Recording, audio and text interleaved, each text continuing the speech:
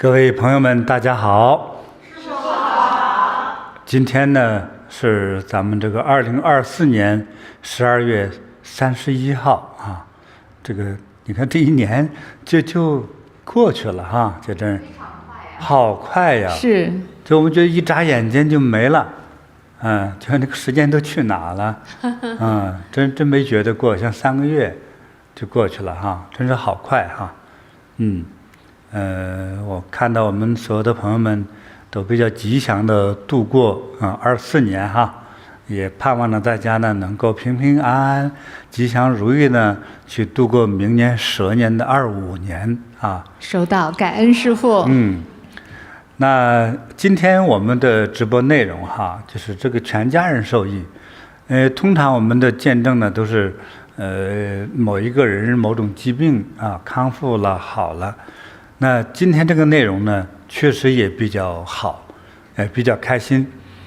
那我们收到的我们这个见证有好几个见证就是都是一家人的就5、6个家庭来的，从祖辈从就是奶奶爷爷那一辈，带到父亲父母这一辈，还有孙子辈都受益。而且我听了之后好开心呢，因为这个内容比较广泛。所以说呢，也有很多朋友呢，其实有一些健康上的一些需求或者是参考，就真得着某种病被折磨的时候真是叫求医无门呐，天天受着那个痛苦的煎熬是不容易。所以呢，就是如果有朋友今天正好来了，听我们讲到这儿呢，请你一直听下去我觉得还是很有意义的。我们的见证绝不作假。都是各国各地的这些学员受益者他自己讲的。而且今天呢，我们还很荣幸的呢，请到一些见证人来到我们的现场，和大家一起聊一聊他是怎么受益的有请我们新加坡的小姑娘对，师父好。你好，你好。我是蔡淑瑜。我在2012年的时候结婚。当时呢，我29岁，然后结婚后呢，我是并没有要生孩子的这个想法。当时我就觉得，生孩子、养孩子很辛苦，然后呢，过2人世界也挺好的，而且也觉得说，大家都生孩子，为什么我也要跟着大家一样去生孩子呢？就有一些这样的想法。当时呢，如果有人祝我早生贵子，或者是提到生孩子的事情呢，我甚至会感到有一点烦。说这个你还烦？是的。这个也挺好玩的其实就是年轻有自己的想法，其实有点享受人生。我干嘛都像你们说的，必须要生孩子嘛，对不对？是。这也挺好的。好，结果呢？然后2015年的时候呢，我就接触到菩提禅修，在这里学习大礼拜，我就开始修炼大礼拜。然后有一天呢，我忽然有一个领悟，我领悟到，其实我非常的自私，我不想生孩子呢，只考虑到我自己的感受。却没有想到，其实我的父母很盼望呢能够抱孙子，而且我的先生呢也很喜欢小孩，他也很想当爸爸，但是我就是那么的自私，只顾虑到自己，而没有想到我的家人。所以当时呢，我是感到非常非常的惭愧然后呢，有了这个领悟过后呢，我感觉我的心里似乎有一个结打开了。然后呢，也感觉到很轻松。过后呢，我就很欢喜的跟我先生说，好，我决定我要生孩子了。然后过后呢，我们就开始备孕但是呢，就是1年半过后呢，还是没有消息。到了2016年年底的药师佛法会，我就去抽了一支签。当时呢，我就问佛菩萨，就是我是否能够顺利的怀孕生子？然后当时我抽到的呢是一个下签。那这个签文的内容呢，大概的意思呢就是有如一片贫瘠的荒地，没有滋养，怎么能够生出植物来呢？所以当时呢，当下是感到挺失落的。但有个师姐呢，她就跟我分享说，你抽到一个下签，不代表没有希望可以多做功德，然后呢是可能可以改变的。所以呢，过后呢，我也是就是继续的在禅堂服务，然后呢，时常也会点灯。通常就是特别是在大节日的时候，比如说浴佛节、盂兰盆节、药师佛圣诞、新年等等的时候呢，我都一定会去点灯会点，比如说108天的灯、49天的灯，我都会去点。到了2019年2月的时候呢，很感恩师父有这个机会呢去做这个语数房的赞助，所以呢，当时也开始做了这个赞助。然后2019年呢，也是很感恩有机会呢到台湾上师父亲授的禅修班。那在这个班上呢，老师呢就跟我们介绍了一些法物，然后其中一个呢就是檀香木雕的观世音菩萨挂坠。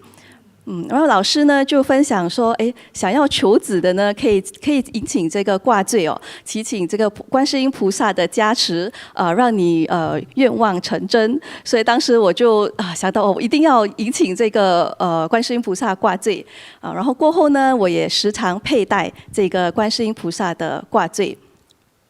那到了2019年年底有这个64卦。然后呢，我就有一天呢，就去抽了这个64卦。我就问我是否能够顺利的怀孕生孩子。结果呢，就让我抽到了命有贵子。这就是转变了哈，从一开始以前那个抽签的时候抽到一个下签，是说这个贫瘠的土地怎么能够生长出植物呢哈？对，然后这个蔡淑瑜师姐都很担心呐。对，那直到这个时候呢，就抽到命有贵子，哇，那你当时那个心情得多开心啊哈！是的，当时非常非常的开心，也很。你这两个签的时间隔了1年还是2年呢？3年。3年，他3年期中他一直都是在供灯做功德呀，在禅堂服务哈，是这样积累而来的终于这个签卦文就产生了巨大的改变，到命有贵子了。那我们继续听。好，然后呢就很开心，也很有信心，我一定会这个愿望一定会成真。然后呢，我就在2021年的时候呢，终于让我怀孕了。然后呢，在2022年1月呢，生下一个健康可爱的宝宝。应该鼓掌真好真好，恭喜恭喜！那你2021年怀孕的时候有多大年纪啊？当时已经38岁了。你看他29岁结婚。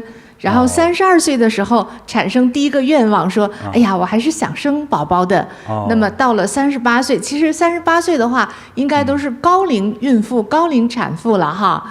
对，那他终于真是佛菩萨给送来了一个好孩子。对，就说你这个之前呢，38岁之前如果没有怀孕过哈，那你到38岁怀孕几乎是不可能，几率比较低了，非常低。是的那你整个孕期也比较平安顺利。生产也是平安顺利是吧？是的，其实我生产的时候都完全没有感到疼痛，因为就是整个过程呢都非常的顺利。过后的康复的过程，我也是觉得很好。真好了，还真像佛菩萨护佑的哈。真是那宝宝现在多大了呀？宝宝1月的时候呢，就下个月会是3岁。3岁了，就3岁了。太聪明可爱哟！这个孩子一看就是个很聪明、健康的孩子哈。真好哎。先生也那么帅哈。对呀，就是我的儿子呢也是很乖、很懂事。那在上个月呢，我们一家人呢带着我的爸爸妈妈去旅游。然后我们就到马来西亚的一个景点去看萤火虫。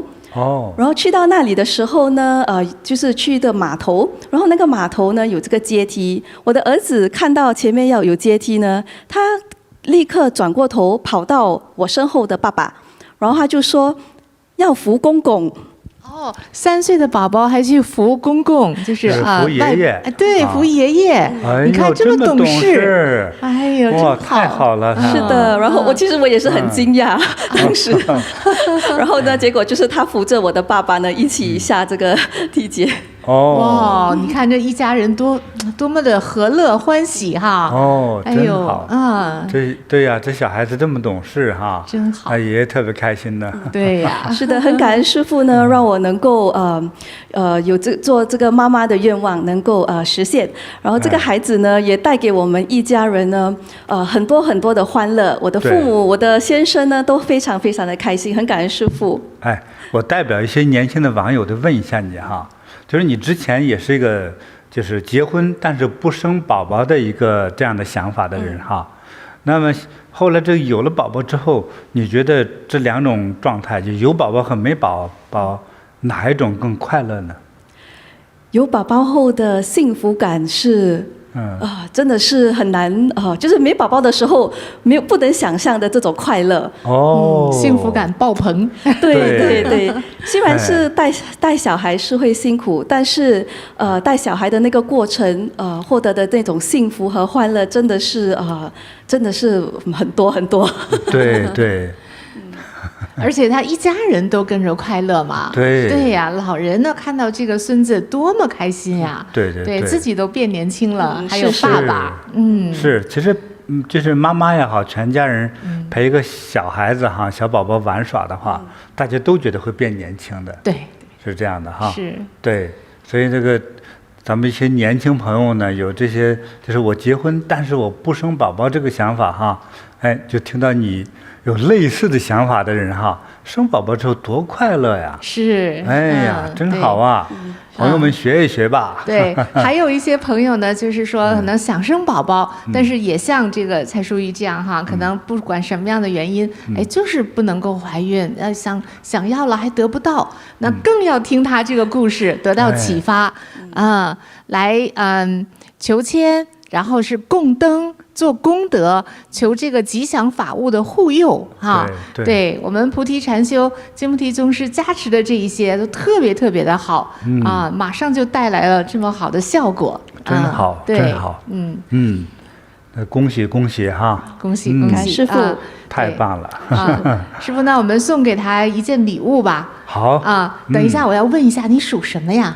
我是属猪的，属猪哈，明年是蛇年，师父属猪的哈，有一点点有点问题，冲撞哎，对还真的要护佑一下哦。是，属猪的明年也有些问题哈，有一些冲克的问题，就是我看我这儿写着呢哈，属猪的，对，一定是的哈，有蛇、猪、虎、猴啊。猴、虎、猪、蛇这4个属相，明年呢，反正不是冲就是犯，就是不太那么顺啊。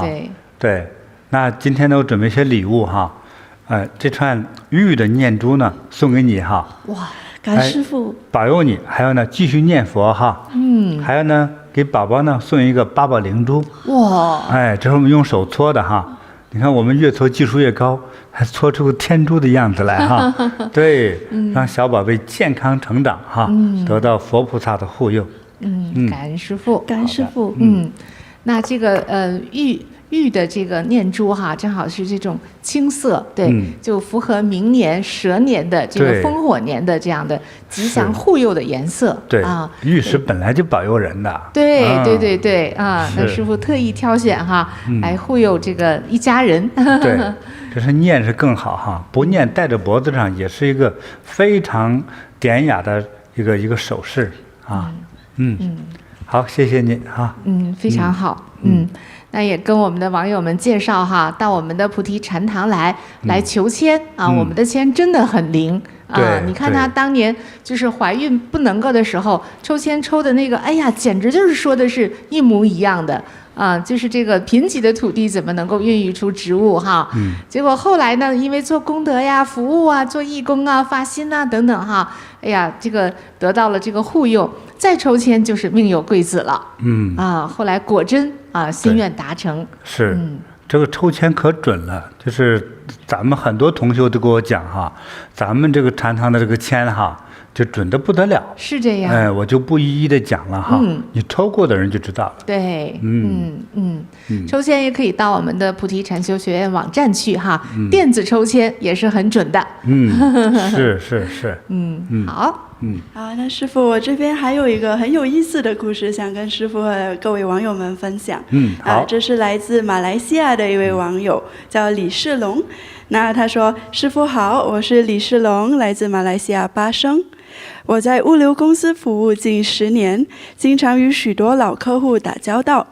最近我遇到一件特别烦心的事情，有几位老客户拖欠公司的钱已经半年了。”我催了无数次，还是没有任何的回应。每次想到这些欠款，我真的很焦虑，心情特别差，真不知道该怎么办才好。因为账数数额不小，让我压力山大，感觉怎么做都没有进展，几乎快要放弃了。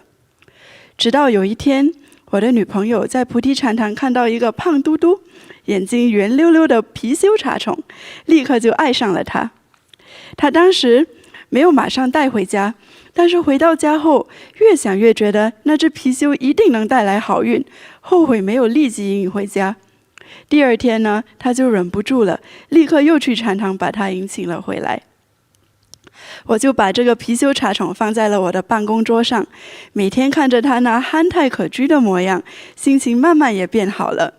谁知道这个小小的茶虫竟然带来了那么巨大的变化。短短的7天之内，那些一直拖欠的客户竟然主动联系了我，纷纷清还了所有的欠款，这简直不可思议啊！我都不敢相信自己的眼睛，像是发生了奇迹一样。而更神奇的是，另一个客户因为逾期存放货物被罚了2万多马币。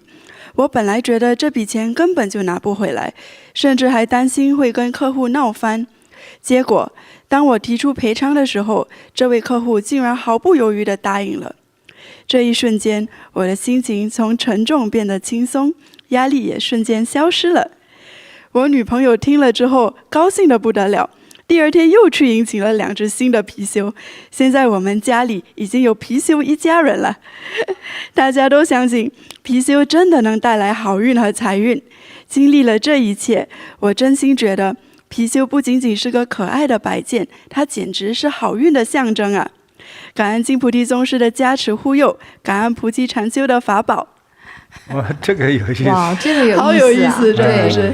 我想替网友问香可一个问题你介绍一下貔貅，什么是貔貅啊？这个也是我跟师父学来的就是貔貅是龙生9子之一那它有一个特征呢，它就是只吃进来东西，它就不排泄。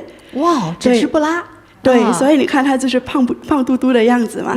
然后所以呢，就是吃进来的财富，你放在家里，它就会为你聚财是这样，它是一种神兽啊。对，是一种神兽。龙的一种。对，但是它是个聚财龙。对，对，就是这样。太好了。那除了貔貅之外，还有什么宝物是聚财的呢？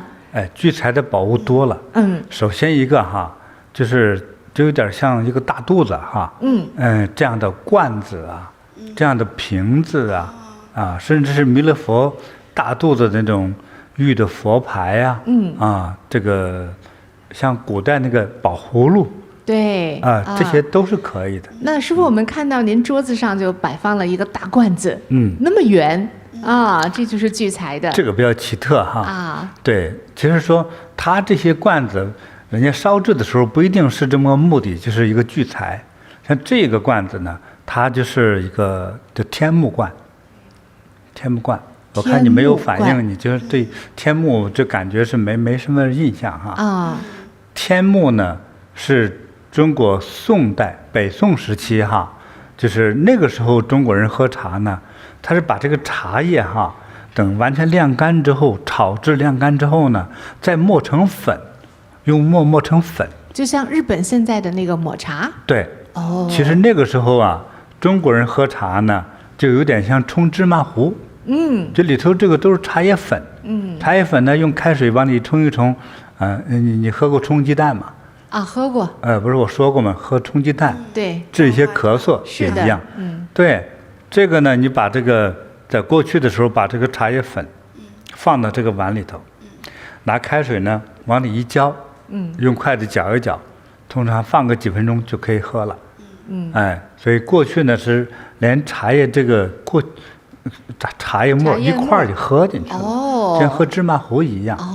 对，所以呢，在那个时候呢，就是人们那时候当时国家也比较和平哈，很多朋友聚会在一起呢，高雅的人呢就是不喝酒喝茶，就是以茶论道，尤其是一些山门的大和尚啊，佛门的大师们哈。他以茶会友，以茶论道，对，禅茶一味，喝个茶聊个天，因为佛门就不让喝酒嘛，对，人本来就糊涂，是越喝越糊涂，借酒浇愁，愁更愁，解决不了问题，对不对？喝茶清醒，对，其实你经常喝些茶呢，还会减肥呢，是的，它帮助消化，还帮助于排解毒或者分解一些东西。比如说油脂的东西，你喝茶呀，茶能刮油，这句话总听说过吗？是的，对，你像你那个桌子上，比如说油腻哈，你倒一点茶水，剩茶水，再拿抹布一擦就干净，所以它就能除油的啊。对，那所以在那个时候呢，人们就特别讲究喝茶的这个茶具、茶碗茶壶、茶碗是特别的讲究。这些贵族呢，文人大师级的呢，就在碗上特别讲究。其中中国有一种碗就叫天目碗，那顾名思义天目就是眼睛嘛，就像老天的眼睛，所以这个天目碗做的嘛，总像个眼珠子，甚至有些局部看呢像天上的星星，远处看呢就像个眼，它就是这种境界。因为这个碗烧出这样的奇特的这个形状，但是你用着不可怕哈，不要说眼珠子是不是可怕呀？它是朦胧的意思，还很美呢，很美，那有一些这个还烧的呢，五光十色的，还带一些彩色，对，还有点神秘感，对，但多数天目碗，天目和油滴碗，那还是比较偏黑色的多一些，还有是兔毫天目碗，对，就一丝像兔子毛，细丝细丝的，对对对，这是比头发丝还细，它那个碗上真看出来，对。你像这个聚宝罐吧，对，那它呢，就其实像那个油滴，那也可以想象夜空中天上的繁星那样子。对，它是不同的。这个不是古代的哈，这是现代的一些大师给做的。对对对。总之，师父介绍就是说，这种圆形的大肚子的，就是这样的容器，其实就是能够有聚财聚宝。你带个比如说玉雕的。这个所以弥勒佛，弥勒佛的那个玉牌，圆肚子的也可以像家里头有一些比较好的盆盆罐罐的，凡是能够装粮食、装水的这一种通常摆到相应的位置，就会聚财。我记得师父以前有讲过，说这样的聚财罐、聚宝罐呢，它那个材质也是有点讲究的，像玻璃的这种透明的就不算了，就不太好。就因为财是不露相的。对。但是你要聚财的话最好是用这种不是特别亮眼的这种瓷的陶瓷，但是不要透明。你往里装了多少钱，藏起来，没人看得见，自己也看不见。是越看不见来的就越多，你看有窍门嘞。对，你那个聚宝盆，你不能弄玻璃的，说到底放了几块钱，清晰可数，就有点麻烦，你的钱就来的少了。那就不聚宝了，就招贼了。是这样。好，感恩师父。那这个聚宝罐旁边还有两个小童子，对，小男孩，对，拖着一个什么呀？这是中国古代那个宋代宋代那个陶瓷的油灯，上头举的像个元宝一样那个东西里头呢它是油灯。那既然它像元宝一样，是不是也能聚财呀，师父？也是聚财它首先它这个意思呢，就是要聚财你看里头上头是这样的这个上头这个小部分呢，就是一个灯，就是个容器，装油的。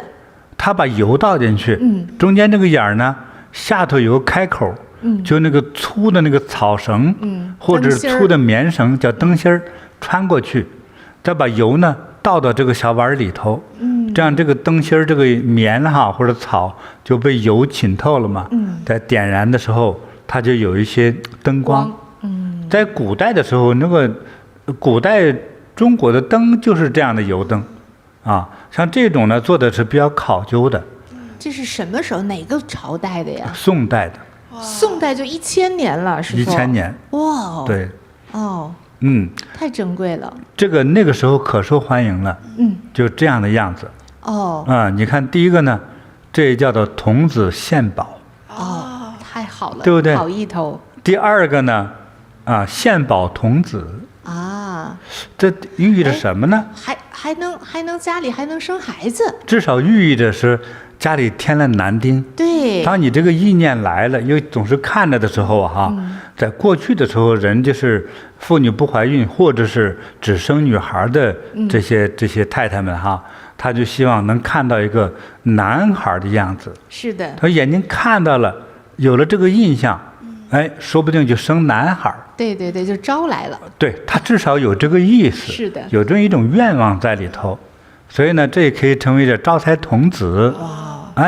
童子献宝，献宝童子。而且他还举的又是元宝又是灯，所以还送光明。又送光明，光明呢又代表着智慧。哎呦。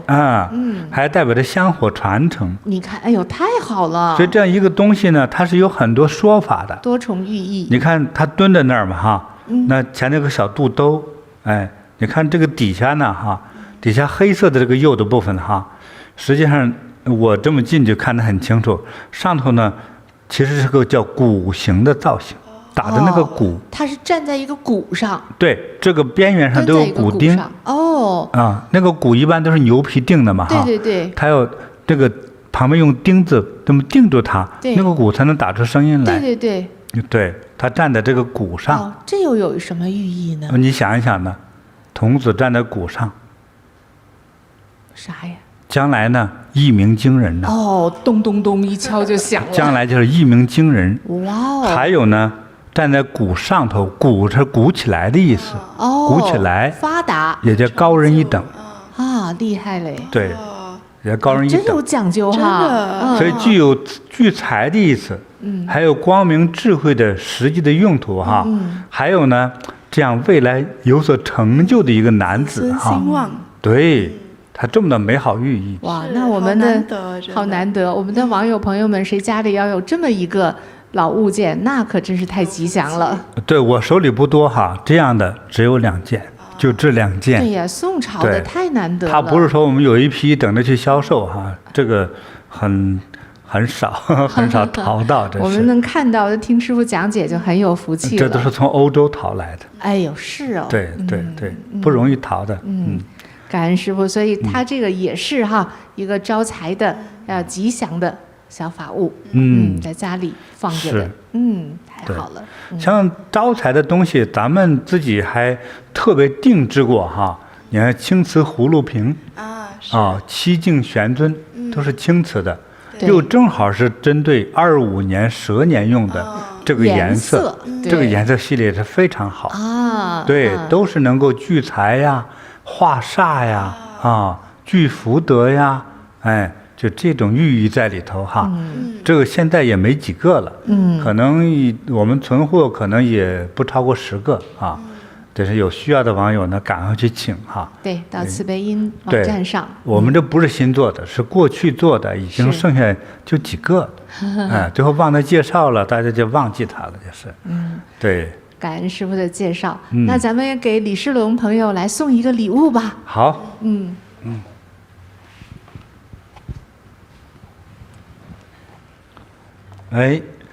一个小的青瓷葫芦瓶。祝福李世龙能够健康快乐，收到，长命百岁，收到，发财发财发大财，收到，感恩师父。好。师父好，我现在身旁也来到一位新加坡的网友，这位师姐也想给师父分享她的故事。好的好的。师父好，哎，你好，我是刘惠妹，来自新加坡禅堂。哦，我今天分享的是，在我中学的时候，我开始知道自己有遗传的地中海贫血症。我的状况呢，就是不能饿，不能没有空气的地方，就是空气不流通、闷热，我就会马上晕倒，或者是饿，一开始饿的时候没有食物，我就会马上晕倒。那么呢，晕倒的那个状况就是一片黑暗，下一秒就是马上倒在地上。任何征兆就立刻晕倒。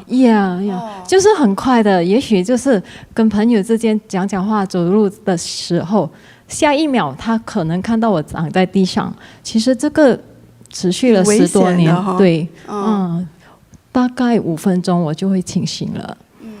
我记得有一次呢，就是在过马路的半路中间停，太吓人了。那我真的是马上，你走在马路中间突然昏倒啊！哇，那太危险了。那时幸好旁边有朋友，他就快点马上叫人扶我上来。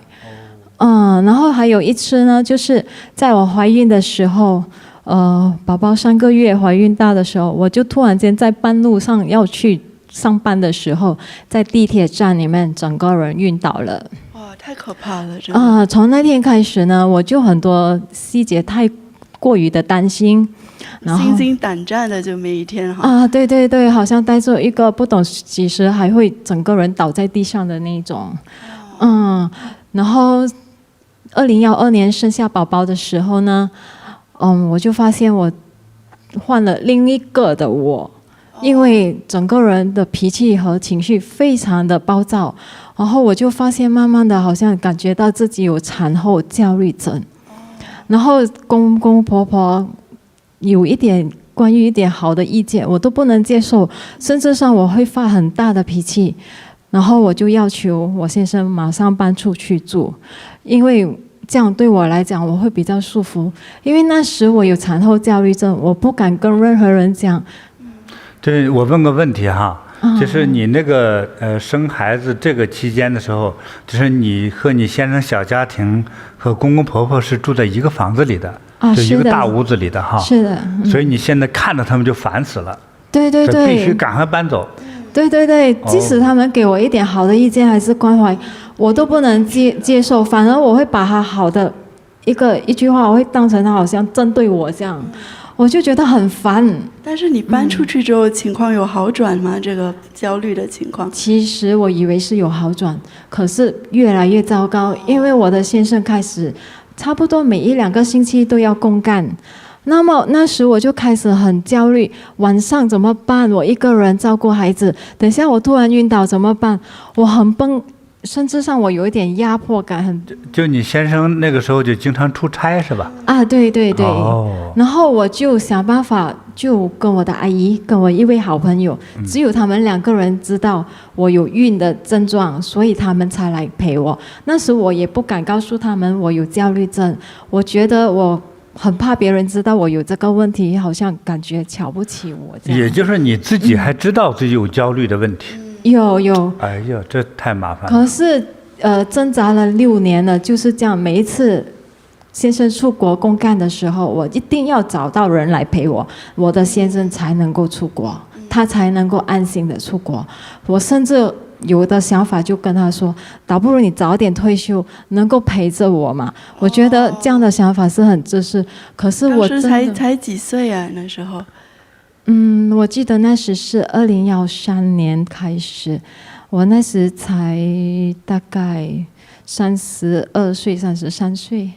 就有很严重这个焦虑啊，情绪起伏对对，很大。他一回到来有家里有一个大人陪我，我就 OK。只有我一个人在家的时候，我就感到很怕，尤其是在晚上。那够严重的呀。是呀，早上看到了阳光，我就有一点希望。然后晚上一到傍晚的时候，我就那种压迫感、那种崩溃的就来了，我就要有大人在我家陪着我。那你先生就是在你旁边经历，跟你一起经历这个，也不太容易哈。不止这样，我的情绪很波动的时候，我每次都跟他争吵，他很沉默的听我争吵，每一次我都会挖出一些很不理取闹的东西来跟他争吵，甚至上还在他面前批评他的父母。他出到国外公干，我还打电话 WhatsApp 他，一直吵不停。他真的他出国你还要打电话要宣泄，对，因为没有人听我发泄。我又不敢跟我公公婆婆说我有情绪问题。这个挺棒的，就是你先生真是修来的呀哈。对，那时候我真的是没有办法，我只能发泄在我的先生身上，他也默默的承受。不是，那你哪来那么多情绪呢？总而言之，我看到他父母不顺眼，后来我回到自己家的时候，我就拿我先生来出气，然后我先生就默默的、静静的，我看到他越近，我就越恼火，甚至上把他送给我的东西丢出去。我的火气真的是一发出去就发出来了，对，好像不可收拾。我会理解为你这样做是有原因的，不是病态，是一种报复。这么你先生也说你的父母不好啊？没有，我的先生从来没有说过我的家人不好。那你凭什么骂人家父母呀？我也知道很不对，可是你先生有没有打过你？没有，只有我骂他。就是这个原因啊。对。打你2次你就解决这问题了，哇！你这真是，哎呀！棒的先生其实很就地狱无门你自来呀！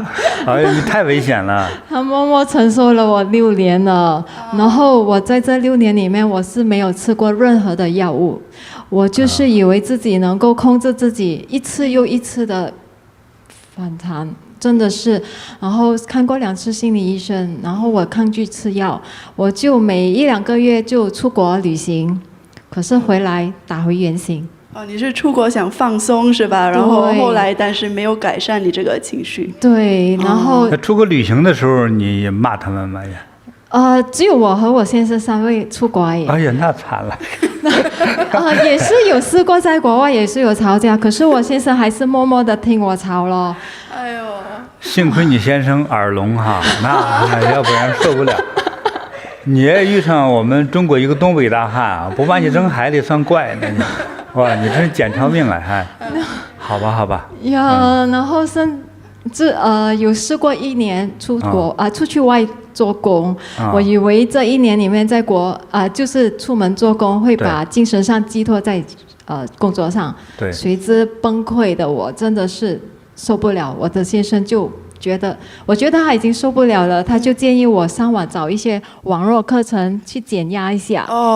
像禅修是吧？对，我就很幸运的我在网络找到 meditation Buddhist meditation，所以我那时就很惊讶，我就叫我先生陪我去看看。然后我就很幸运的报上了2018年的11月的健身班。在健身班里面，我通过一次的为父母而念佛。从那天开始，我就主动了向我的公公婆婆道歉。他们有没有很惊讶呀？对，他们看到了我，他回答我说：“我们大家都是一家人，有什么事情都可以商量的。”从那天开始，我真的是我知错了，他们反而真的是对我一家人，是我这个不懂事的媳妇，一直争吵，都吵到有的没的，我觉得很。我说你那公公婆婆，哎呀，太高尚了，真是叫点赞。对，多么大的包容心呐！对，后来我才，后来我才告诉他们我有产后焦虑症。真的，那时候我上了那个健身班过后，我就有在家念大光明半个小时或者1个小时的，然后呢3个月左右，我的那个晕眩就已经改善了，因为平时的我起床的不可以马上起床，我要坐下来定了5分钟，我才可以走路。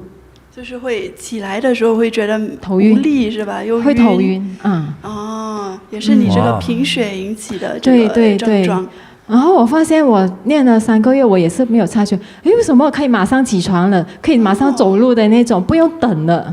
不是你之前的眩晕症，你早晨起床这样的哈，对，根本像个70岁的老人家呀。对，哇，这太，这不你先生之前就不知道你这问题是吧？不知道。哎呦，你这隐藏的太厉害了。对。所以仅仅是东方花烛夜才认识你的时候多上当啊！这是。哎呀，哎，你先生真捡个宝啊。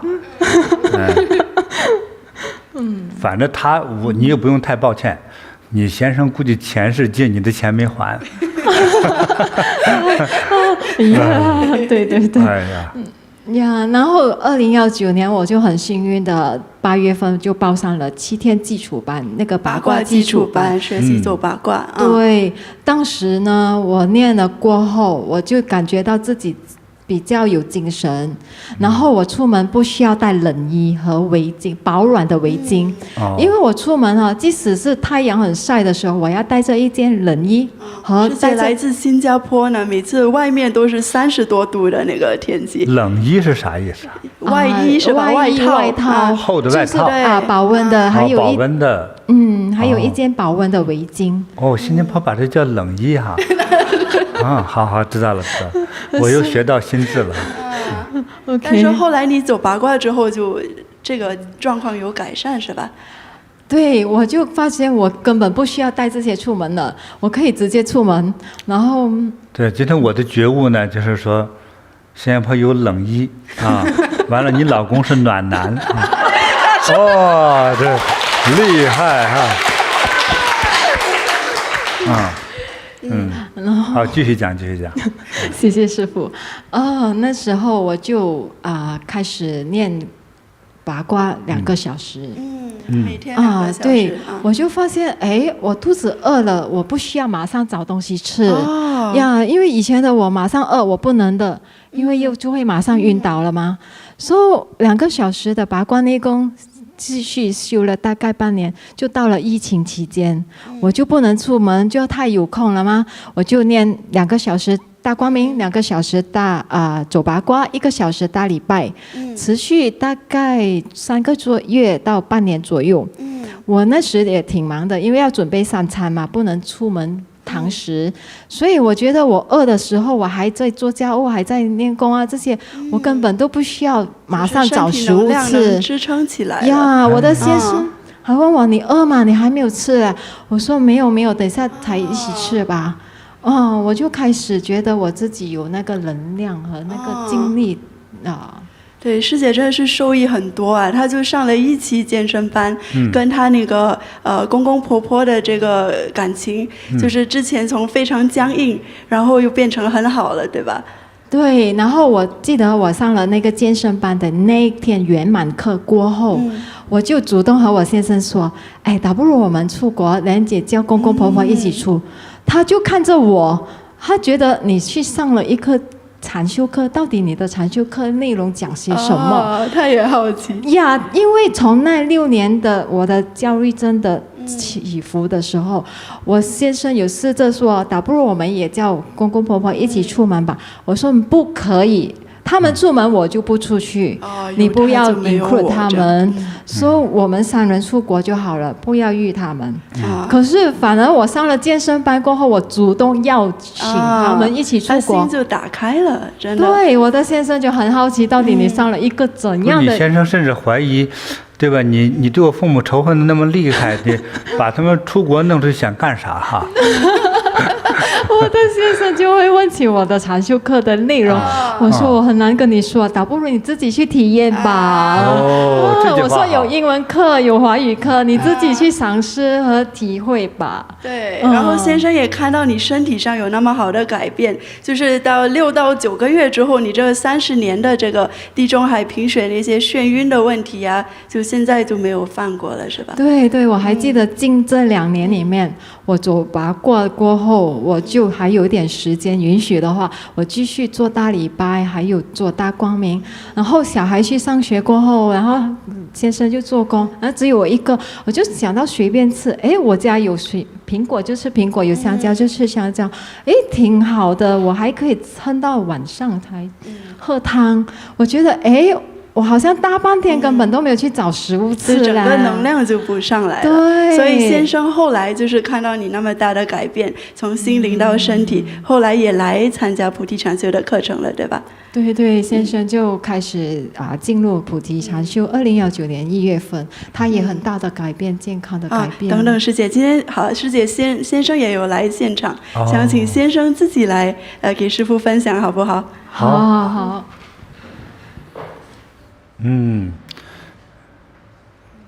接下来就会一家人受益呀。哎呀，感恩师父。哦。好，现在来到身旁是师姐的先生。哦，欢迎欢迎。师父好。哎。我名字林景顺，来自新加坡。就是我是那位暖男嘛。好，刚才师父介绍了暖男。暖男。新加坡第一暖男。厉害。对，首先呢，要非常感恩师父。在2018年的年尾，给我一个全新的太太，非常的感谢。太好了，太好了。就是看到太太的这个很大的转变哈，就是在那个心灵上跟那个身体上的转变呢，也就引起我就是要把我那个之前那个30年的那个睡眠问题就是彻底改善。你也有睡眠问题？对对对，因为之前我太太有那个受益过后呢，她就问我说，哎，你之前有那个30多年睡眠问题，你要不要改一改啊？然后就可以去走八卦。然后我的那个睡眠问题呢，基本上就是我需要大概2到3个小时的时间翻来覆去了才能入睡。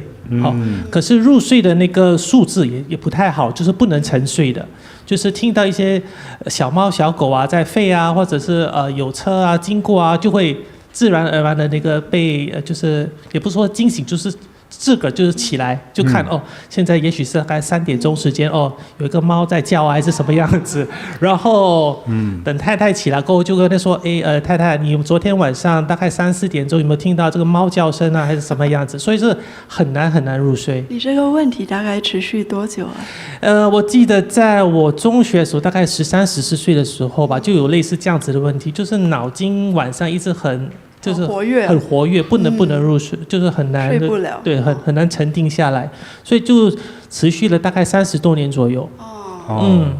然后就在有一次那个机缘巧合之下呢，就是看到太太这样的改变，他就推荐我去走八卦。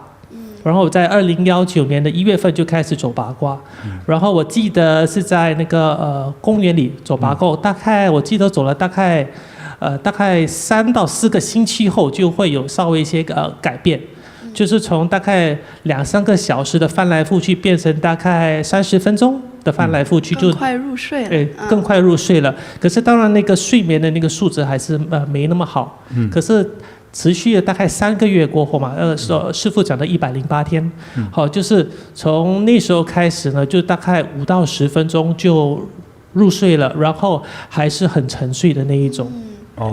睡眠品质也改善了。对，所以那个品质改善过后呢，就其实自己的身体就觉得比较有能量，然后那个免疫系统呢，其实真的是有很大的改变。就是因为刚才我的太太也是有说到，我经常出差嘛，每次出差过后回来就是一定是感冒生病，所以每年的那个我们的那个这个 medical leave 就是病假14天嘛，每年几乎都是用完的14天的病假。可是我开始修了拔沟过后呢，其实在这大概5年吧，从19年开始走到现在大概5年了，其实我的病假几乎都没拿病假。对，这太棒了。对，所以非常感恩师父。对，然后更神奇的是，我觉得就是2020年的时候有那个冠病嘛，新冠病毒嘛，新冠病毒对 COVID。然后我们全家就是我太太还有我的小孩子，我们到目前非常感恩师父，我们还是就是阴性的。就是还没得过 COVID 的，对。哇，太棒了！是他以前那个免疫系统就是不好，容易感染嘛。对。然后现在到3、4年都没有感染过。对。这太棒了。然后当然还是有有在喝师傅的普洱茶之类，就是来增强我们就是内心的这个内在的那个免疫系统。对对，所以就非常非常的感恩师傅哈，就是让我们就是我本身还有我太太的那个的受益。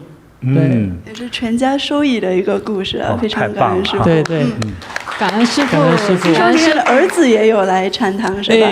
对，目前就是我们开始走了拔锅过后，然后就是有一个机会哈，就是非常感恩师傅，让我在2022年的4月份，就是通过那个八卦的考核，当成一个就是合格的一个八卦老师，然后就在就是新加坡开了一个点。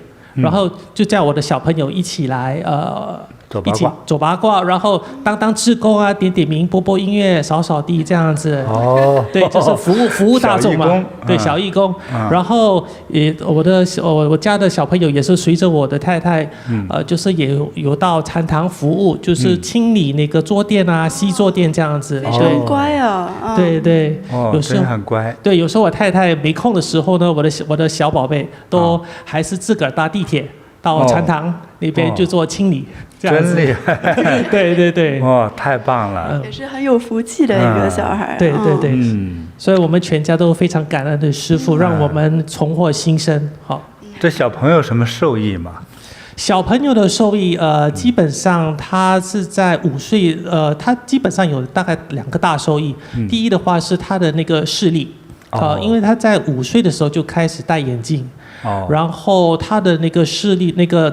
近视的那个增长的幅度非常的大，就是每年几乎大概是增长100度左右，从17年开始到2020年。那不正常。对，不太正常，就是每年大概100度这样子，从最初的大概175左右，就是增长到大概500度左右，这在3年半之间，然后他就开始2022年的时候就开始走。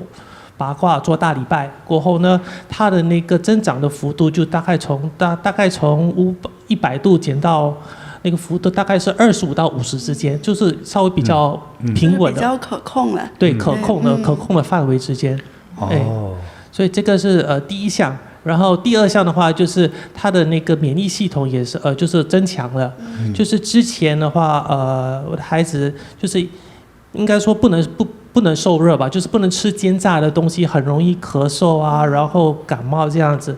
可是开始走了八卦，做了志工，然后有做大礼拜的时候呢，他的那个免疫系统就增强了。现在就是可以吃煎炸的东西，或者吃冰淇淋这些都不会有那种咳嗽啊或者那种不适的感觉。对，很棒。对。所以师兄师姐也是来了菩提之后，全家受益啊，从身心灵对，然后到你换了一个全新的太太，现在一家和乐融融啊，真的是非常感恩师父。哎呀，经过修行哈，全家幸福了哈。感恩师父，感恩师父。我不再骂我的先生了。是拯救了一个家庭。对，我看太太也是很有修养的。是。感恩师父，感恩您的教化。他原来是一种得病的状态，或者没有能量的状态，他就烦躁哈。对，我们是可以理解的哈。对，所以这个不健康就是让人自己心烦意乱的，就是确实脾气就不好哈。所以多修行呢，你就有智慧了。所以你的情绪呀，还有你的身体健康状态啊，自己是可以控制的哈。恭喜你们全家哈！感恩师父。那也请师父给这快乐的一家人送上祝福和礼物。一定有好，哇，这现在我这一大盘子哈，都是你全家的。大概介绍一下哈，你看这个有这个青瓷的茶盘，这里面这些青瓷茶杯都是我们定制的哈，非常漂亮。对，还有这个青瓷的这个茶壶啊，这个喝了之后啊，青春健康长寿哈，收到，感恩师父。这个就能够清肝明目哈。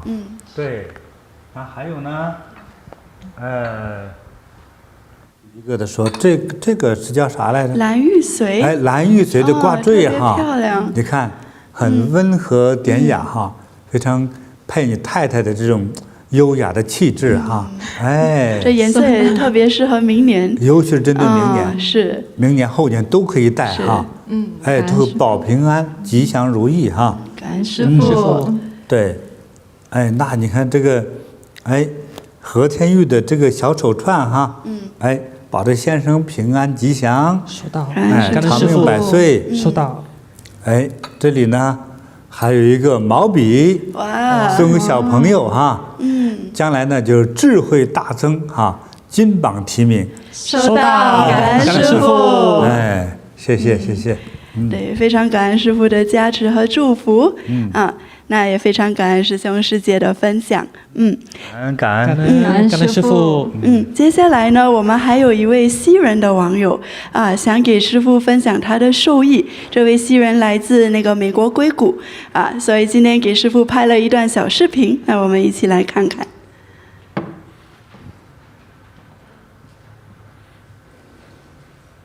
I'm Charlie Wormer. I was born and raised in San Francisco, and I've lived in the Bay Area my whole life. I have crashed many times on bicycles, motorcycles, sports cars, and skydiving. The injuries occurred over the last 20 to 25 years, I'd say. A bicycle accident, I had a fall at speed on ice, and I have a separated shoulder from that. And in automobiles, I've crashed a few sports cars where I would stop very abruptly and again injure my back from the impact, the second impact. And then skydiving, I came down once in my emergency chute and I landed at very high speed, and it was very painful, dislocated ankles and also damaged my back. It's a dislocation of the vertebrae in my back. As a birth defect, I have a bend in my spine that makes the back pop out very easily. Anytime I tried to use my back for lifting or stretching or something, it was very easy to dislocate, and I couldn't do that. Because if I do something wrong, boom, it would pop out and I'd be dislocated and it would be a great pain. So I had to mostly lay down on my back and wait for the muscles to relax and allow it to go back into position.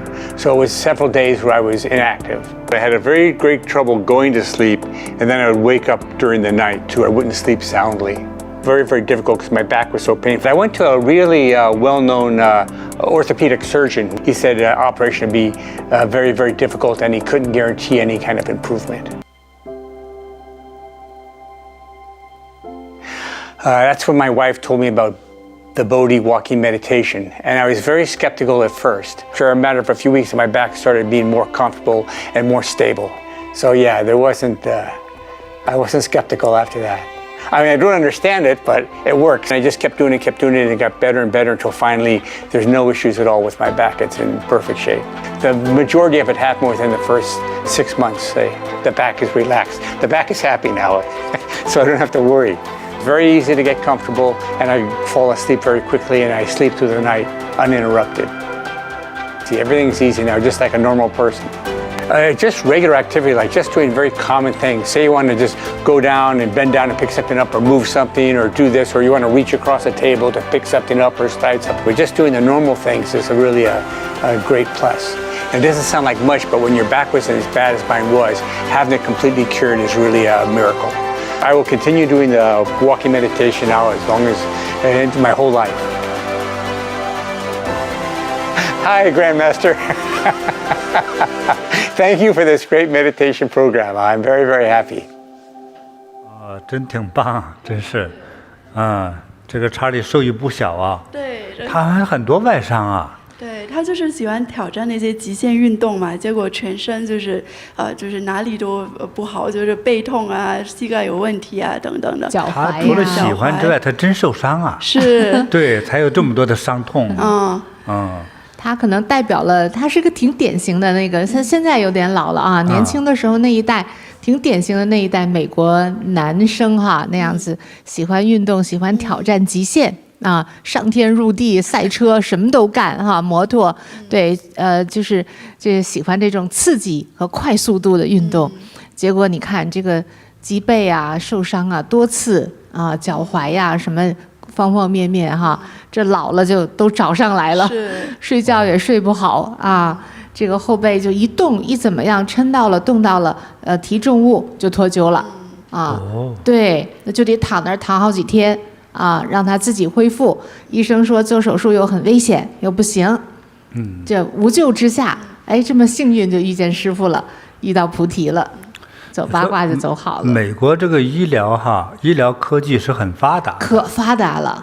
但是他这个腰的伤没得治。对，就是老先生也是在那受苦，受苦了啊！年轻时候受刺激是挺欢乐的，对，老了受苦了，好在这个他管这个八卦内功叫 walking meditation， 这样叫是对的。对，就是走路的禅修，对他这么有用，对，还真挺好。就是说6个月以内就都这些外伤的造成的问题就都好了，而且睡觉也睡得踏实了，是真好。对，那走好了继续去运动啊，那可不行了，别冒险了，要轻缓的运动，就是 walking meditation 最适合他了。是，那也是。其实，在美国，很多男性都做很多这些运动，是他这些运动在美国是很常态的，对，所以受伤的人群比比皆是，太多了。你在温哥华禅堂的西人也都是几乎全是伤员，温哥华更是还滑雪，对啊，要么腿就折了，要么就什么的，太多了。对，特别多就是，现在我滑雪也少了，但是我有个梦想啊，觉着，就是你觉得我该不该实现？其实我一直想买个电驴子，就是一个摩托车骑，上哪儿骑去呀，师傅？就在温哥华骑啊。咱们在禅堂里骑行。禅堂里跑不开啊。不能上那个，哎呀，又山坡啦，又海边啦，又雪山呐。你骑摩托车快乐就在一个是高速路，第二个就是爬山坡。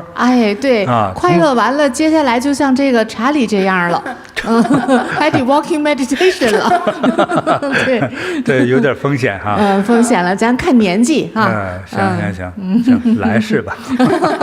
梦里可以骑，梦里啥都有。行，那我买个在家里固定的那种，像个摩托也出声音是吧？但是在家里那挺过瘾啊！一边看着这个师傅的直播，一边骑电驴子。其实就像可以买一个像那个游戏一样，对，电驴的游戏，其实没跑，其实没危险啊。对，可以左右，这个挺好，对，那倒也挺好。晃来晃去总在椅子上。对，是。这查理这老外可以啊，对，受益很大，非常大。你看他多开心 ，Hello Master 呀，很感恩。对，挺好。看起来气色非常好。对。所以咱们这个方法不分什么人种，都受益。对，是，而且他说我也不懂这个原理，反正我走就好了。反而这样更受益，还非常的好。是，对，真开心哈。好的，那咱也给查理选一个礼物给他寄过去。一定。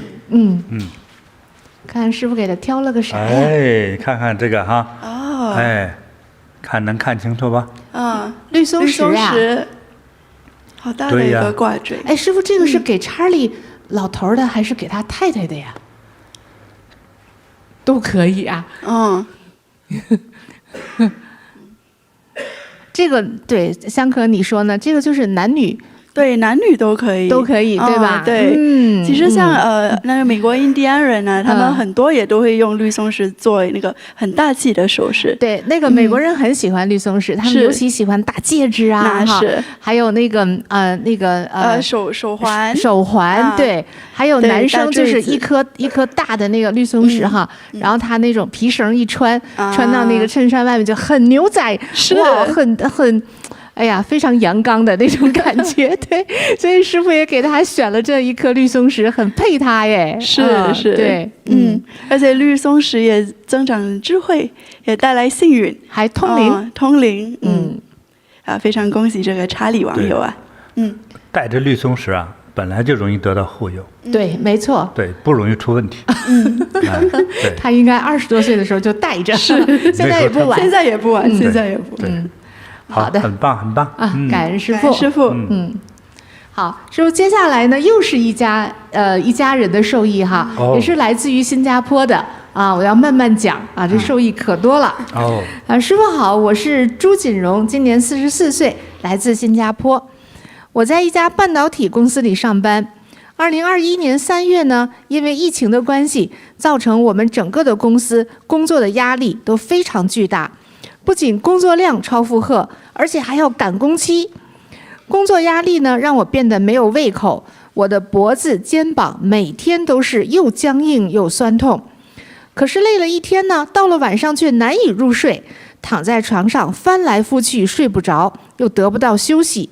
每天早上还没起床就已经非常疲惫了，白天工作提不起精神，心不在焉，还导致我心情烦闷，脾气暴躁。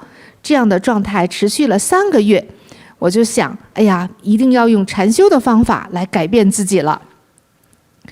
于是呢，我开始每天早上5点钟起床，修炼1个小时的大礼拜。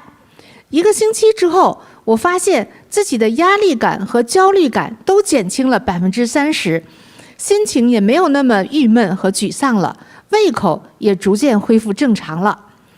我的睡眠呢也逐渐改善，从一开始一整夜都难以入睡，到慢慢的可以睡到4个小时，又可以睡到6个小时了。修了大礼拜3个月以后，我可以一觉睡到天亮了。那脖子和肩膀的僵硬酸痛呢，也全都好了。有了足够的睡眠，我白天更有精神，工作效率也提升了。另外呢，我从中学的时候就有鼻窦炎的问题，30多年来，每天早晨起床后就会不停地打喷嚏、流鼻涕，而且每2-3个月就一定要伤风感冒，经常生病。修炼大礼拜6个月以后，有一天早上我突然发现，哎，我怎么早上没有打喷嚏，没有流鼻涕呢？再回想一下，呀，伤风感冒好像已经6个月都没有发生了。哈哈，你看30多年的鼻窦炎就这样不知不觉地消失了，至今3年多了，再也没有发作过。这个是朱锦荣他自己的受益啊。那他说再分享一下我母亲的受益。我的母亲呢，今年已经77岁了。在2022年12月的时候呢，母亲开始出现了小腿抽筋的现象。开始的时候呀，走路大概30分钟就会腿抽筋，后来越来越严重，走不到15分钟就开始抽筋了。那到晚上以及凌晨的时候，也会抽筋，就经常会痛醒啊。所以母亲呢也不敢出门，万不得已都不下楼哈，只能待在家里。我也担心母亲这以后不能走路怎么办呢？我带她去看中医，中医说这个就是人老了，老化的问题，给她针灸吃中药，但是也没有太明显的效果。后来呢，母亲又开始出现驼背的现象了，而且这个驼背越来越严重，没有办法站直身体啊，不得不都弯着腰走路，最严重的时候弯腰有30几度。去看了医生呢，医生也是说这就是人老了，老化了，也没有什么特殊的办法医治。那母亲呢，只能慢慢的走路啊，不然呢又容易失去平衡，容易跌倒。母亲再也不可能站直身体从高处拿东西了。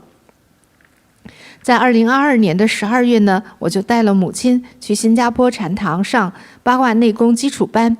7天的课程期间，母亲八卦走得很开心，两脚变得越来越有力，走路的速度呢也越来越快了。课程结束之后，母亲比我还勤快，每天风雨不改地走八卦。大概3个月以后，母亲小腿抽筋的问题完全消失了，到现在不仅可以出门了，而且逛街一整天都没有问题。走了八卦6个月以后呢，母亲的驼背竟然完全好了，母亲又可以挺胸抬头了，而且每天精力充沛，能量满满。这个是母亲的受益哈。我们也看到母亲给我们发了一段小视频，我们看一看她的这个驼背的情况啊。你看现在笔直的。我的2只脚抽筋，走路没有力，真的很辛苦很辛苦。我还有驼背，做什么都不顺利。走了八卦6个月后，我的2只小腿好了，背也直了，很开心很开心。感恩师父，感恩八卦内功。多好哈！真是不错哈。是这位老妈妈她那个驼背哈，就我看的以我的经验哈，她不是真正那种驼背，她是在腰椎大概腰带那个位置哈，有1-2节的那个脊椎哈是磨的斜了，斜过来像错位一样那样。对，磨的斜掉了一部分。那走八卦呢，因为我们有一种走八卦的标准嘛哈。对。通过这个走八卦呢，这个能量足了之后哈，它把那个脊椎关节给调整过来了。哦。但是中间那个就像磨的斜的那个东西呢，怎么样呢？可能就长起来。有能量帮着支撑。对。有能量帮着支撑呢，慢慢那个肌肉啊、筋膜呀，它自动在康复中，就自己长起来了。哦。这样它的脊椎就挺起来了。哎呦，真好。这点说的有点。骨科的医生都不敢相信哈，真的，这是很玄的。对，医生都说你不可逆转，就是老化嘛啊，对，就是觉得不可思议。是的，真好哈，真好。那他家受益还没有完呢，还有太太啊，太太的受益，太太受益，他说我最大的受益就是供灯啊。他说我儿子呢今年10岁，之前呢他的考试成绩都是平均70分左右，那我们都希望他的成绩可以再进步一点。在他小学最后1年中考之前，我和先生为他迎请了一个笔筒，因为师父说过，笔筒可以让孩子开智慧，可以学业有成。那我也为儿子的考试呢供了灯，儿子很可爱，把铅笔放在笔筒里，说在考试中用这支笔去回答问题，一定会有加持力。果不其然呐，孩子中考考到了平均80分的好成绩，比之前整整提高了1个级别，这是给我们父母最好的惊喜。孩子说，他考试的时候不知道为什么总是有一个灵感提醒他把错误的答案改成正确的答案，相信这一定是师父和佛菩萨的加持护佑吧。另外呢，我还有一件事情，我有一个房子在出售，可是挂牌6个月都无人问津，好不容易到第7个月有一个人出价，但是还是没有成交。于是呢，我就在药师佛前供灯，祈请佛菩萨加持，让房子快快的出售。我相信呢，就是真诚的供灯呢，一定能够让我的心愿达成。而且呢，我又用师父的藏香粉，把我这个房子呀里里外外都熏了个遍。我想熏走一切的障碍，还有不好的因缘。没想到的是，在供灯和熏香的第8天，我就拿到了一个理想的报价，成功的卖掉了房子。非常感恩金菩提宗师师父传授的禅修方法和教导的供灯做功德的道理，让我们一家人都受益满满。哇，多好哈，多开心呐！这个卖房几天就卖了？8天，他前面7个月都没卖掉。这也好悬呢。对，好神奇。就是一下来卖了，就几天就成交了。对，然后价格还很好，他还很满意。你说这个真是神了哈！神呢，对，供灯多有用啊！对呀，佛菩萨保佑着呀。哎呀，你心想事成啊！对，还有那个孩子也是，你看他请了笔筒，那孩子有灵性嘛，把那个考试的笔就放在笔筒里，考试的时候就拿那支笔去答题。而且他觉得就有灵感了，是吧？灵感就让他把错误答案都改成正确答案了。这个奇迹，真是叫神来之笔哈！对呀，你说对，不是真实发生的，他们可能都不能相信的。这佛菩萨保佑这孩子考试的时候哈，你说他就把那个错的答案改正了，是，哎呀，这太神了！其实有时候就刹那间的一个灵感这就是灵感。你这么一说哈，咱的笔筒就供不齐了哈。哎呦，咱的笔筒太灵了。你那个高级笔筒一共没几个了。笔筒还有笔要是笔筒抢不到，抢笔。对，毛笔也行啊。对，毛笔。对，还有这个新加坡的主管有分享过，就是他们这一家人在新加坡也有分享这个见证嘛。那分享之后呢，这小孩子分享这部分就把笔放到笔筒里，结果考试进步。结果很多那一些大人，那些做事业的人也纷纷去抢那个笔筒，因为他们也想在事业上能够有成。他们要签合同，对，那个金额肯定越签签合同、写文章。没错，哎呦，太厉害了。其实成年人也需要有创作的灵感哈，对，很多各种各样的工作就需要你去动脑，你需要有这个智慧啊，所以弄成成年人也抢笔筒，对，抢笔筒、抢笔他们都可有悟性了。对，我记得哈，当时我们在中国的时候哈，有个作家协会，我们有个弟子在那工作哈，那么他呢，当时呢，他们管的那个省的作家哈，在一起开会的时候，作家坐在一起开会的时候啊，就说实话，哎呀，急死我了！有很多是专职的写文字的人啊，他又是作家，有的因为他这个写作能力强嘛哈，就在一些政府机构，通常上司呢给他交代了要写某种书、某种文章啊，写不出来，就像孩子写作业一样，到最后一天才写，就变成了写不出来怎么办呢？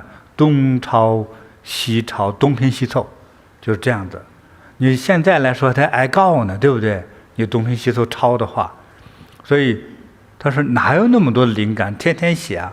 如果不做职业作家，说偶尔一发作还来2句诗哈，但是只有职业让你逼着做的时候，写不出来。你知道怎么样增加他们的灵感吗？怎么样啊？那个时候没有笔筒哈，我呢就加持一些圆珠笔呀、钢笔呀，还加持那个墨水哈，就给他们完了之后再修大光明，对，哎，这一结合，哎呀，这个灵感哈，还真是就有了，就他们就做了这个实验，我把这个东西发给他们，让他发给那些作家们，通常说100天完成的作业，第1个月就完成了。对呀，哎，说有一天，哎，做完了工之后，立刻灵感就来，就比如说半夜做工哈，做完的时候提笔就写，对，一篇文章潇潇洒洒写出来。对，这个我们很多现在的这个菩提的同修都是有同感的，工作上遇到的问题啊，家里遇到的烦心事啊，哈，对，不知道怎么解决的时候，就做大光明，对啊，或者是走八卦，对，然后就哎走着走着，做着做着。哎，就有一个灵感就来了，正好就是这个答案。对啊，所以我们说做大光明嘛，就是办法总比问题多。对对对对对，灵感就呼呼呼的就来了。心境中的哈，对，心境中的光明呢，其实就是能生出智慧。对呀。对，但是具体来说呢，我们加持的笔呀、笔筒哈，这些文房四宝的东西呢，确实帮到人。就是它本身也就专门加持带着这种创意灵感啊，这样来的。所以对于写作业的人来说的话，这个其实还是不错的哈。对，写作业的、办公的。你看新加坡这个同修这多受益啊！对，他是一家人，老少3代哎，对，都受益，对，老奶奶这个身体健壮了，腰也不弯了，对，这个夫妻2个人哈也都健康了，孩子有学业有成啊，是我们送给他一家人再满满一盘礼物吧。好，好，哇，这一个新的龙的哈，红色的 T 恤衫哈，这个都有寓意的哈。很多人睡觉穿它，哎，它有护身的作用啊。对对对。师父，麻烦您打开那个，让我们网友看一下它的背面。先看前面哈。好。前面是这样子。这个龙字后面，这个下面还有一个隐形的龙哈，它是同颜色的。哎，你看，好，现在是背面。向天的，背面你看，哎，也是这个紫色的龙哈，烫印在上头的，又不是特别显眼，叫龙腾虎跃哈，真好，哎，对，它龙的下面还有咒语哎，对，你看，认识这个咒语吧？Om Mani Padme Hum， 6字大明咒，对，6字大明咒，哇，对，双重的护佑啊！这个龙呢？让你这个龙马精神哈，就是精气神十足。哎，你看中国在修道的话，你修出真龙的时候，就是能量具足啊哈。哎，修出叫真龙哈。就再往上一个境界叫修金龙啊。对对对，对，所以它有这个寓意。那么再加上6字大明咒呢？对。哎呀，无所不破，什么写作业的问题呀，签合同找工作呀，什么找对象啊，有些发明创造啊，就都能解决了哈。一穿就灵了。哎，对对对，这个衣服正好呢，也是这个新年，然后春节也快到了，这个红色又是我们华人哈这个传统吉祥的颜色。我觉得这个送礼太好了，自己穿也太好了。哎，这是送给奶奶的哈。哎，这个材质。砗磲的念珠吧？记得哈，就是白色的是砗磲哈。砗磲啊，是远古时期哈，大概1-2亿年之前的那个巨型的像大车轮一样大的大砗磲，很厚。大海螺。有的它厚的部分能达到30公分，就是最厚的那个大个儿的哈。对比那个车轮还大。那个它最后呢，在地下埋藏着呢，就玉化了。它和白玉一样美。哎，对。所以呢，这个我觉得是通灵辟邪，并且还能解毒啊，镇静。镇静，对。你看你睡不好吧，心里总是乱乱的，脑子里总恍恍惚惚想东西哈。是。其实就是没有静下来。当然，没有静下来的一些原因，它是不一样的。有的人气不足，有的人是有邪气影响啊，他各种还有烦恼影响啊。那这个呢，就起的这个镇静哈，能够帮助睡眠。帮助产生智慧，甚至降血压，对对对，凉血，是的，就将血呢能凉下来，因为很多人血热呀，血热容易引发很多疾病的，是，血清凉下来之后，人就健康了哈，这个带的哈，这个给奶奶哈，对，奶奶还可以念念佛，对，多好，让奶奶呢长命百岁，收到，如意自在，收到，还有呢，给这个妈妈哈，你看这是啥？这是我们在土耳其定制的哈。这个能看到吗？对，叫金刚眼手串。他们本地就是邪恶之眼。眼睛。我们的手串是银的。那这个眼睛是玻璃做的，玻璃做的哈，都是手工制作的哈。戴上它呢，以他们来说。这就是辟邪的，辟邪护身得好运啊！对，所以我们戴上它呢，能够辟邪，能够有好运气啊！太好了，如意自在啊！收到。那给这位小朋友呢，再给一支代表智慧的毛笔哈！哇，你看这个杆儿呢是竹子这就是节节高，收到，还是清高，对对对。让这个孩子更有智慧哈，将来呢金榜题名，收到，上最好的大学，收到，感恩师傅，感恩师傅的祝福，这一家人真吉祥呀，真好，好的，那今天也听了那么多好故事啊，然后现在也给网友们分享一个好消息，就是在2025年开始的时候呢，就是非常感恩师父又给大家送上了一个特别的礼物，就是前几天的时候，师父就有创作了一个新的画作，那非常美丽啊，非常有能量感啊。这个画作呢，师父就起名叫普照，然后那一天呢，师父就在 FB 上。有登出这个普照的这个一小部分的照片，这只是一个局部已经很美了。其实这样子已经是很好的一幅画，但是整幅画就更美对，然后这算一个小小的预览图吧。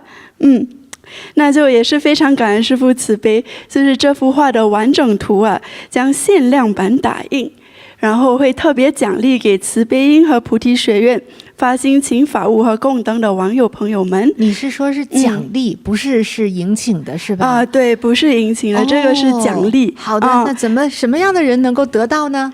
对，就什么样的网友们现在一定想问这个问题哈，是怎么得到这个礼物？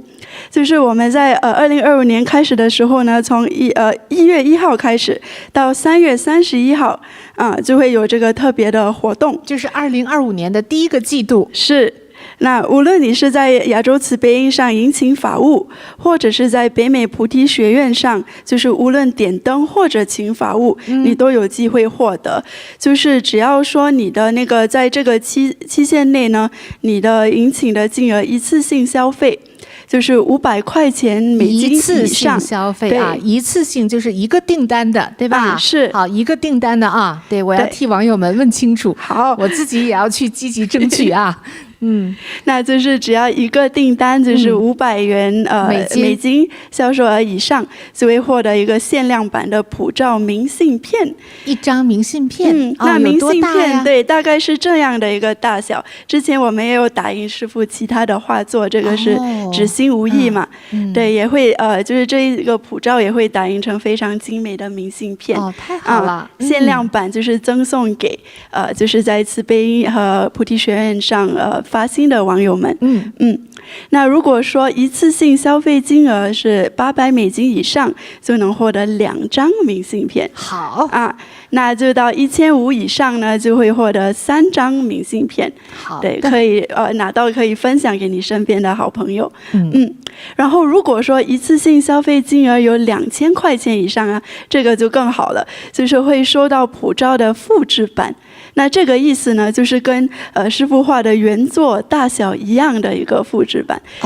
可能有点类似这个大小，就是我们身后这幅画执行无意的大小。所以这样的话就可以在家里就悬挂起来了哈。在家里在公司对都可以，就普照全家呀。对，那我要争取这一栏的。是。然后可能有网友也会问哦，就是说，如果我附近有禅堂，如果我到禅堂去迎请法务，能不能也获得这个对，能不能也获得这个奖励啊？那非常感恩师父啊，可以的。那所以就请各位网友可以到禅堂也去咨询啊，它的金额也是刚才讲的这几个级别啊，是。好的，记住了。好，那真是一举两得啊！就是新年，我们不仅请到护身宝贝，然后也去做功德，那还能获得就是师父佛光普照的大加持啊！非常感恩师父。那同时呢，我们也是非常想感恩，就是去年在菩提学院还有慈悲音2024年对，2024年在慈悲音和菩提学院上发心的网友们，那我们也会给你们送上奖励啊！我们看上那个 PPT， 对，就是在2024年，如果你全年的在这个网站上的消费金额就是达到$1200块以上，也会给您送上普照明信片1张。这个就是指的是2024年的累积的啊。对，在我的名，比如我是在觉真的这个户名下面哈，累积的，不管是如果在北美的话，不管是点灯还是法务，你是说两边加起来吗？不是一边，一边哈。对 ，OK 啊，好的，就是在北美学院网上，不管是点灯还是迎请法务啊，只要达到了这个金额的累计的1年的或者是在台湾慈悲音累计1年的，OK， 那就是得到这个明信片了。是，那如果说好像就是以这个表来说呢，如果说1500以上就获得3张明信片，那2000块以上呢，累计金额就是6张明信片。那如果到3800以上，会给您送上1幅就是普照复制版。那6000块以上的网友们呢，你会获得3幅就是普照的复制版。好的，对，非常期待，非常感恩师父。那在一些地区可能不太方便邮寄的如果在北美那个菩提学院上有点灯的网友们但不方便邮寄这个画的和明信片的，你可以在学院网上那个我的奖励那边对，会给您送上一个电子版的一个礼物，也是充满着师父对您的加持和祝福。那也是很好的。太好了。刚才讲到这么好的消息呢，我就在想了，我要怎么样得到呢？那正好就是2025年这个活动是在第1个季度嘛。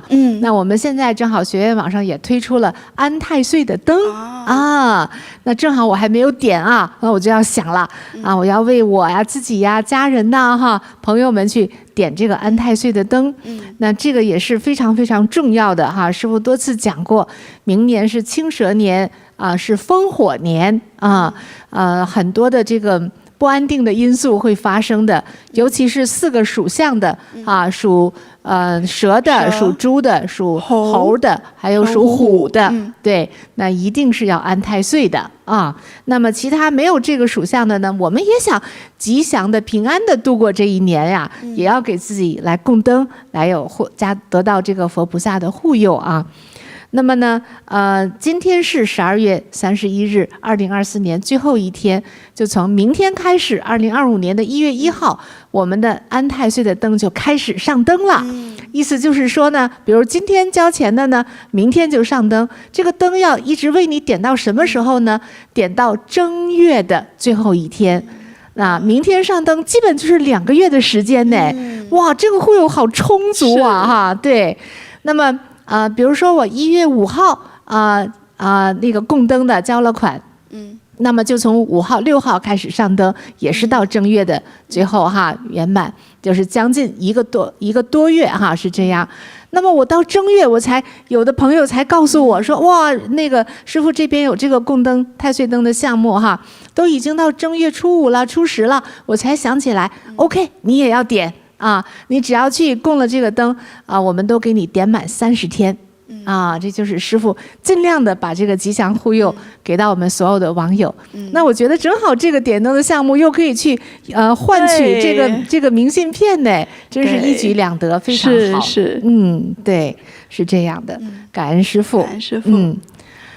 那师父还有一点，今天是2024年的最后一天，那么呢，我们的直播这么多场哈，也得到了好多网友的赞助和支持，也请师父来加持一下这些发心的网友们，让他们也平平安安啊，顺顺利利。好的，我最真心忠诚的祝福哈，所有支持我们直播啊，支持我们菩提禅修哈。去做网络的利益众生事业的，尤其是特别的加持给语书房的赞助者们哈，能够一生平安，收到；健康快乐，收到；寿比南山，收到；清净自在，收到；所愿皆得，收到；新年吉祥快乐。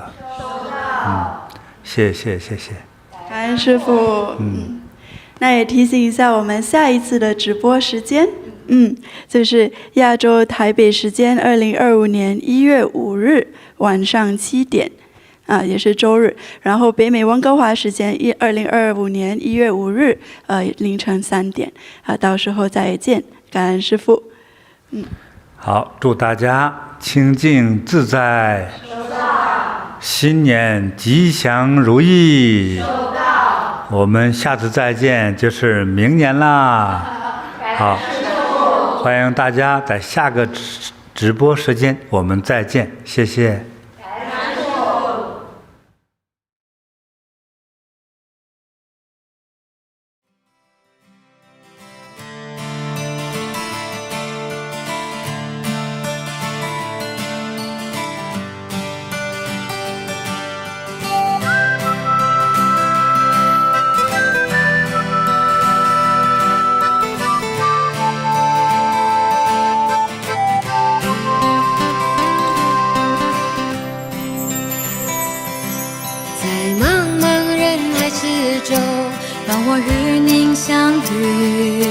小小的红点里，人生就此欢喜。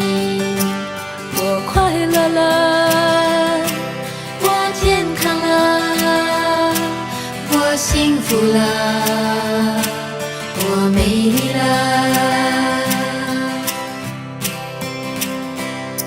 在茫茫人海之中，让我与你相遇。